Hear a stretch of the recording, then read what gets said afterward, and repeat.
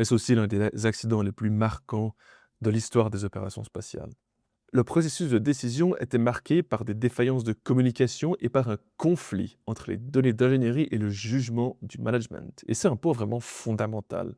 Il ne s'agit pas seulement d'une histoire pour se commémorer de cet événement tragique et des 7 astronautes qui ont perdu la vie, mais une véritable étude de cas sur le risque opérationnel et la culture institutionnelle de la sécurité. Retenez bien ça, la culture institutionnelle de la sécurité. Challenger reste un des exemples les plus clairs de toute l'histoire de l'aérospatiale sur la manière dont de petits écarts techniques et une communication faible ou une pression organisationnelle peuvent se combiner, de nouveau, pour créer un trou bien aligné dans les tranches de fromage et mener à la catastrophe.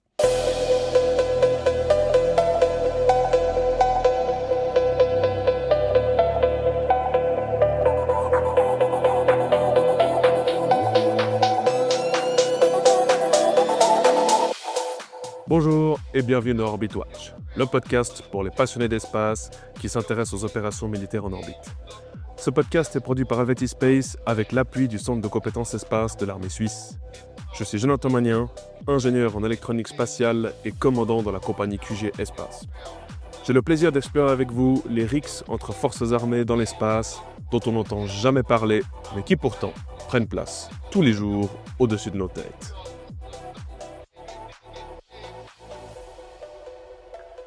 Une navette spatiale explose lors de son décollage. Et oui, en ce 13e épisode d'Orbit Watch, nous allons parler du drame de la navette spatiale Challenger.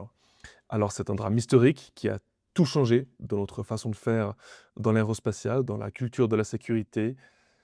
On va aujourd'hui évidemment discuter les faits historiques et on va en tirer ensemble les leçons.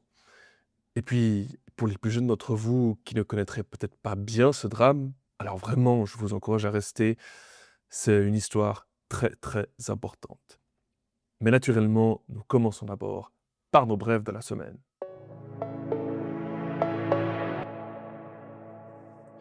Première brève, cette semaine, nous commençons avec une histoire intéressante sur les concurrents du marché en termes de télécommunications et une question centrale. Qui a le droit de fournir une connectivité stratégique sur le marché américain?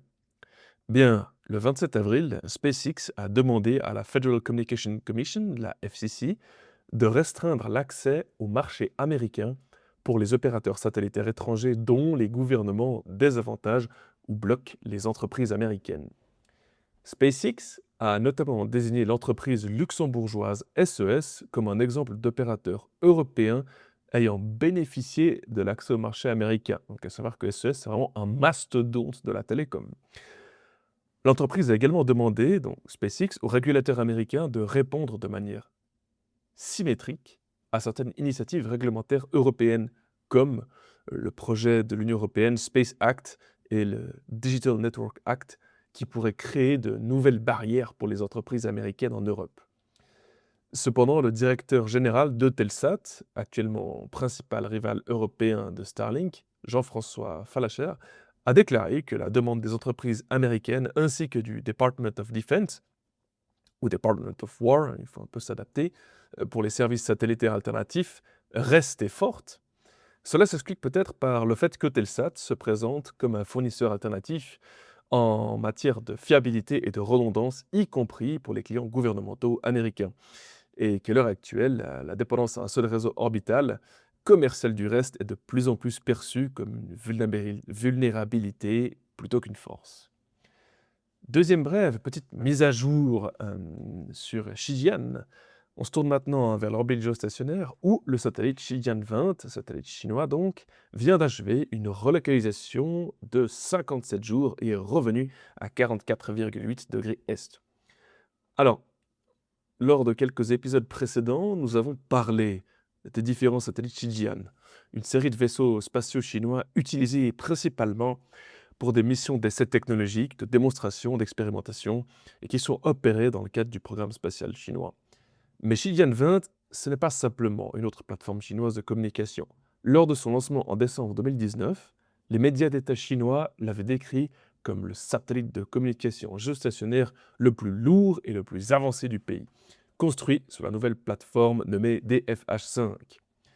Ce qui rend le mouvement actuel intéressant sur le plan opérationnel, c'est qu'il est revenu dans la région où se trouvent Thuraya 2, Thuraya 4 et le satellite américain classifié USA 202.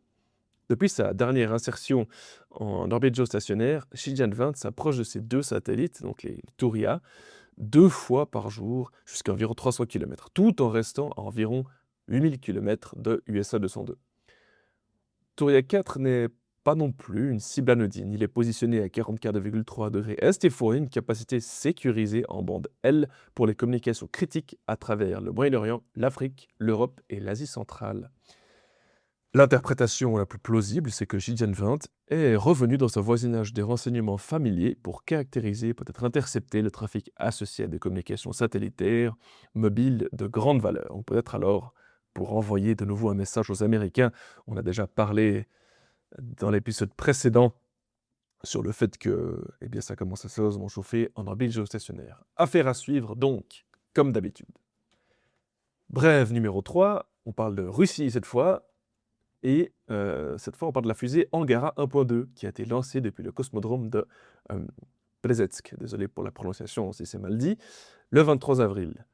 Elle semble avoir remporté 4 nouveaux satellites militaires d'imagerie optique, très probablement issus d'une série de petits satellites militaires de reconnaissance optique, la famille des OOMK1.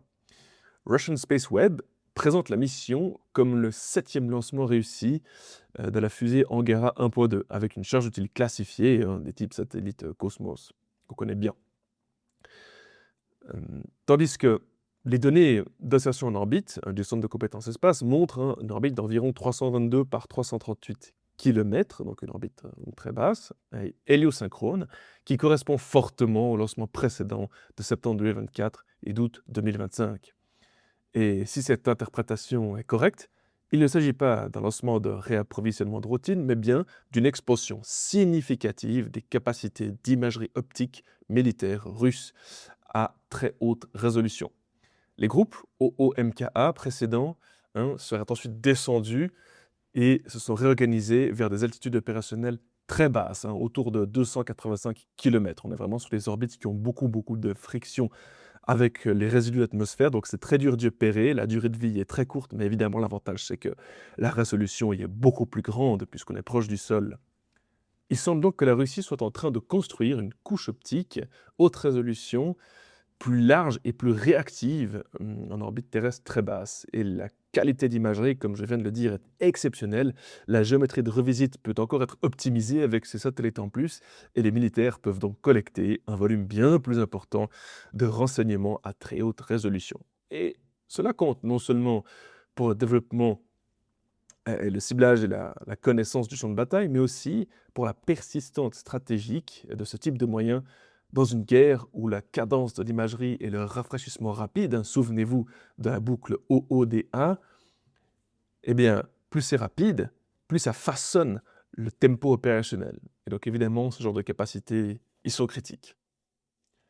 On passe à notre dernière brève, une update sur Honghu 1.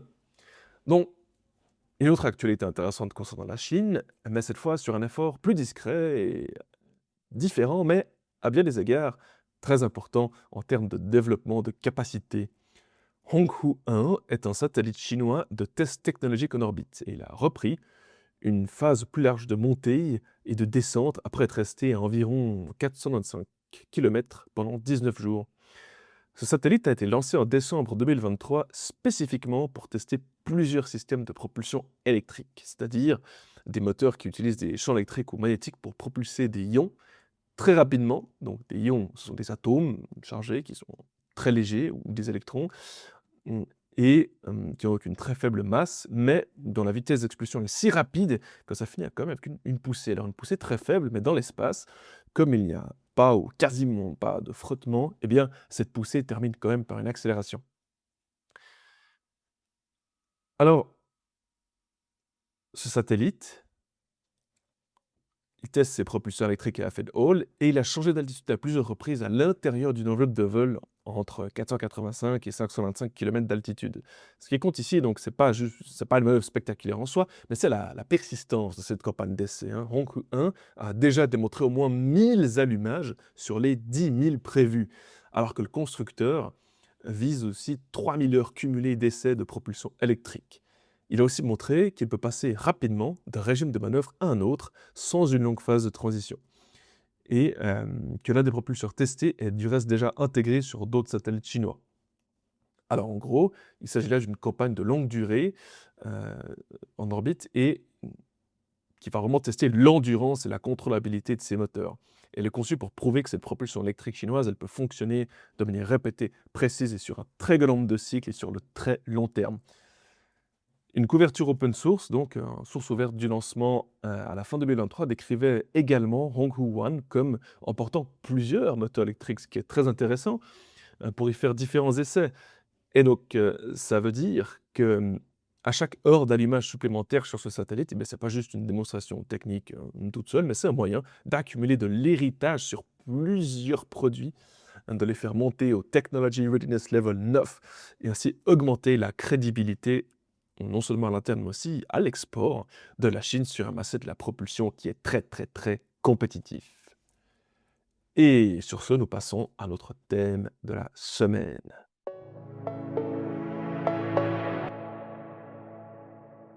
Avant de poursuivre cet épisode, je souhaite m'adresser à tous mes concitoyens suisses. Vous avez la possibilité d'accomplir votre service militaire obligatoire au Centre de compétences espace. Diverses fonctions passionnantes sont disponibles pour tous les backgrounds. Analyste de la situation espace, opération spatiale, développement logiciel, sécurité informatique, création d'outils d'analyse et exploitation des stations au sol. Aucune formation ou diplôme n'est requis pour postuler. Que vous sortiez d'apprentissage ou que vous ayez une expertise dans la physique, l'ingénierie, le droit ou les relations internationales, votre contribution sera une pierre à l'édifice, appréciée à sa juste valeur. Je vous encourage donc à mêler service et passion avec nous dans une atmosphère unique de discipline, d'indépendance, de créativité et de persévérance. Pour en savoir plus, écrivez à l'adresse email en description contact@helveti.space afin d'être orienté sur la procédure à suivre. Comme je vous ai dit en introduction, cette semaine, on revient en détail sur une catastrophe du passé, la catastrophe de Challenger, parce qu'il ne s'agit pas seulement d'une tragédie humaine, mais c'est aussi l'un des accidents les plus marquants de l'histoire des opérations spatiales. On va pas juste se concentrer sur l'histoire, on va vraiment aller en tirer les leçons et vous verrez, les leçons principales ne sont pas forcément techniques. STS-51L, c'était le code du vol de la navette spatiale Challenger quand elle fut lancée le 28 janvier 1986. Ça aurait dû être la 25e mission de la navette spatiale et spécifiquement pour le cas de la navette Challenger, son 10e vol. L'équipage était composé de Francis Scobie, Michael Smith, Judith Resnick, Alison Onizuka, Ronald McNair, Gregory Jarvis et Krista McAuliffe. Je ne sais pas si je prononce bien son nom, mais cette personne est spéciale car c'était une enseignante qui a été sélectionnée pour le programme Teachers in Space de la NASA, ce qui rend l'événement d'autant plus dramatique.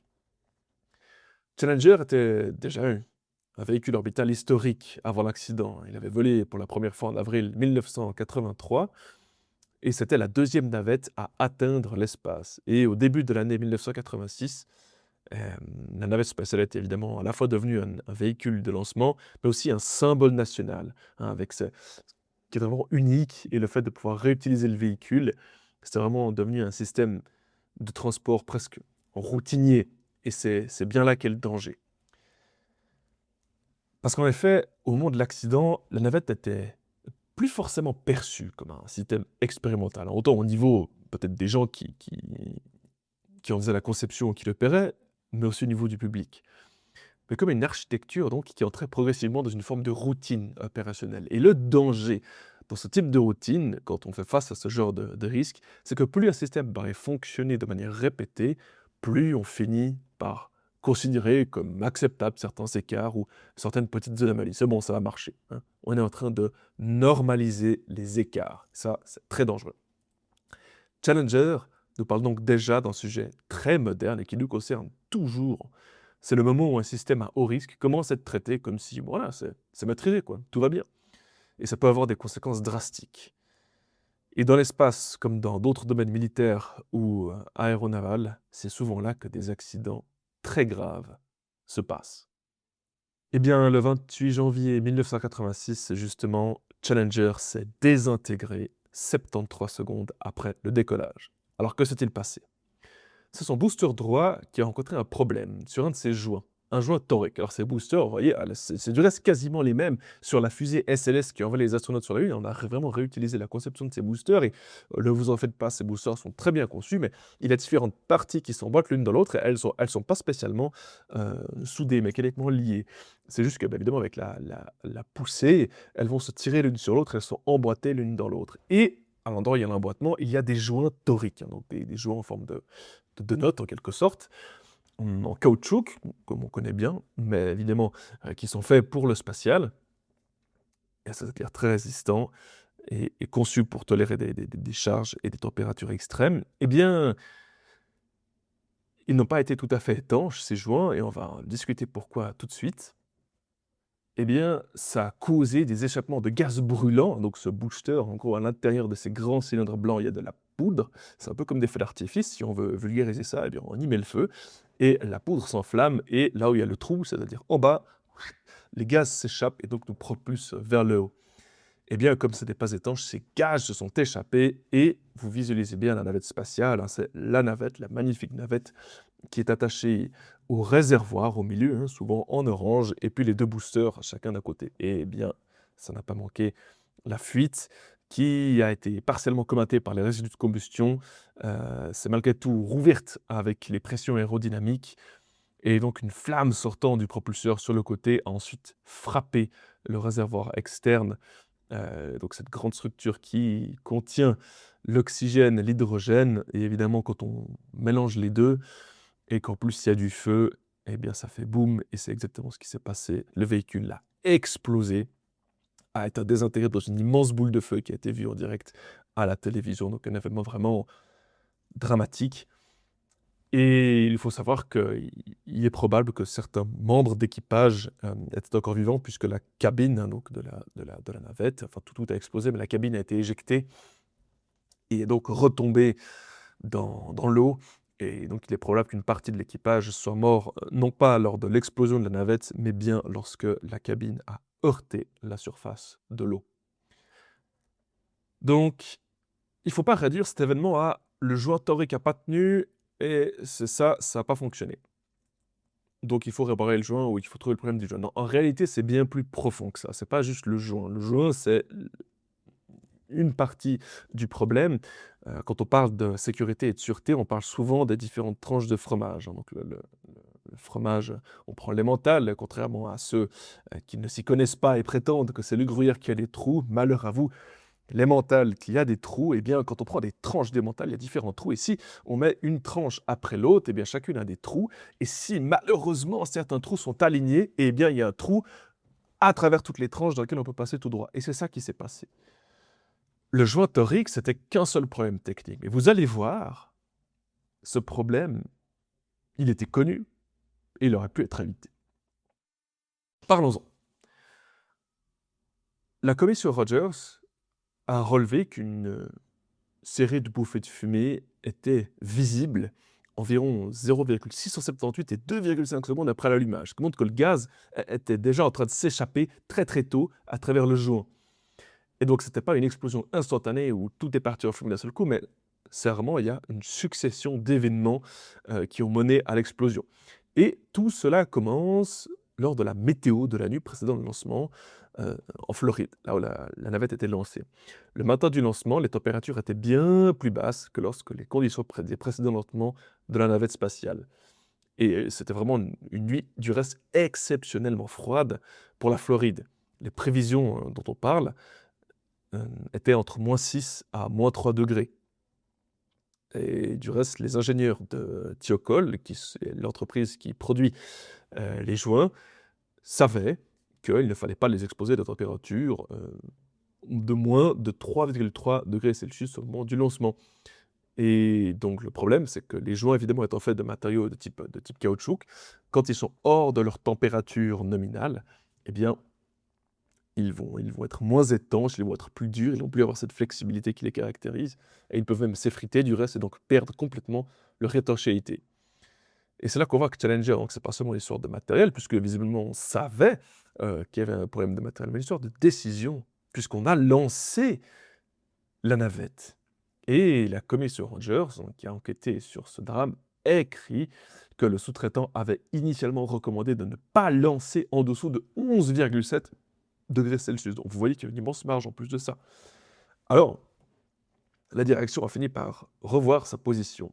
Et c'est ce revirement de position qui a des éléments les plus accablants de toute l'affaire, parce que ça a montré que la prudence des ingénieurs a été progressivement écartée, diluée, mal remontée, pas communiquée dans la chaîne de décision, et que ça a causé ce drame.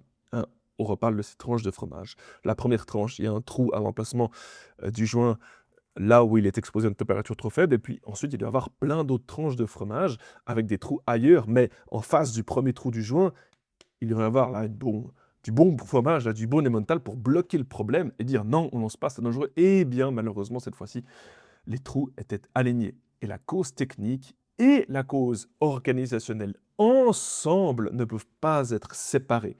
Le joint n'a pas échoué dans le vide, il a échoué dans un système qui a tout de même décidé de lancer la navette. Et c'est précisément pour ça que Challenger continue à être importante aujourd'hui même, dans les opérations spatiales, militaires, aéronavales, et j'en passe.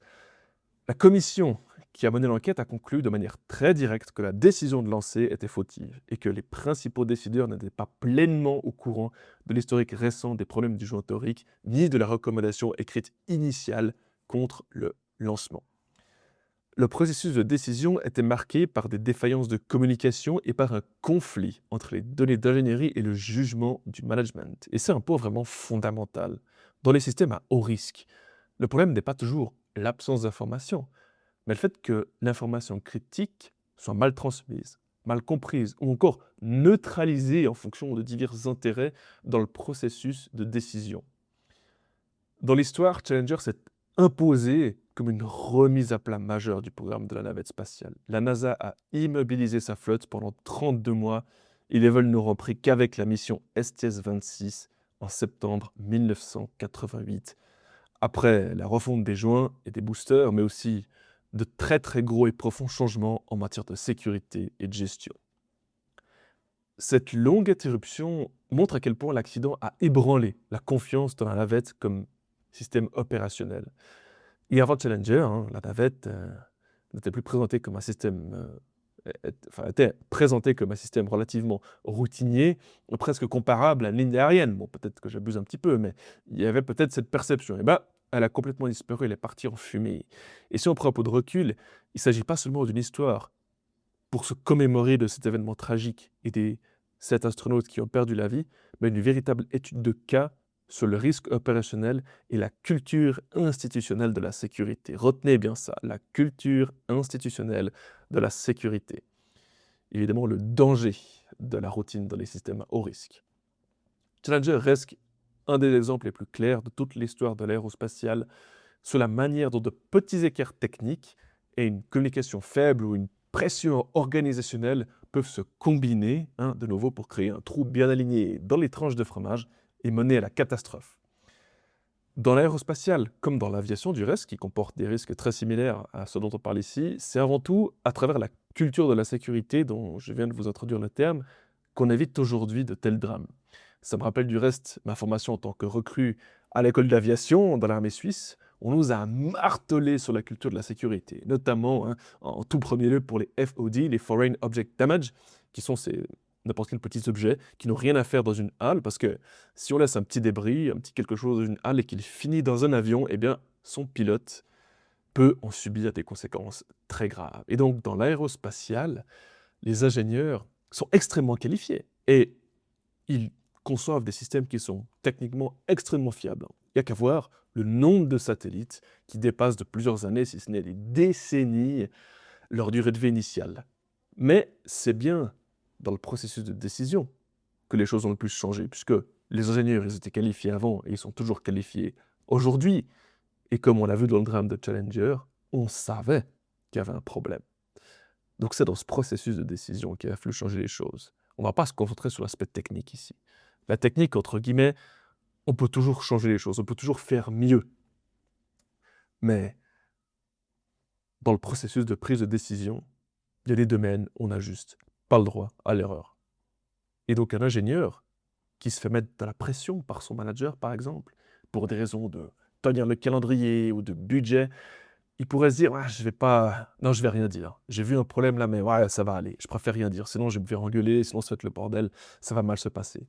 Mais c'est justement grâce à cette culture forte de la sécurité qu'on établit une confiance verticale entre tous les échelons de la prise de décision, pour que tout le monde écoute autrui et se sente écouté et non pas accusé. Ça permet de donner confiance aux ingénieurs pour parler tout de suite d'un risque qu'ils ont identifié.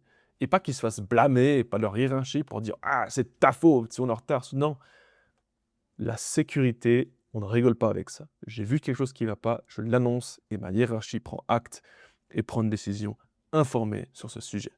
La performance ne peut être plus importante que la sécurité et c'est d'autant plus fondamental quand il y a des êtres humains à bord. Alors comme on dit à l'école d'aviation, là où j'ai fait mes premiers pas dans l'armée, eh bien, mission first, safety always. Sur ces belles paroles, et j'espère que cette histoire vous a inspiré. Rendons aussi honneur aujourd'hui à l'équipage de Challenger qui est mort dramatiquement ce jour-là. Et je vous dis à la semaine prochaine.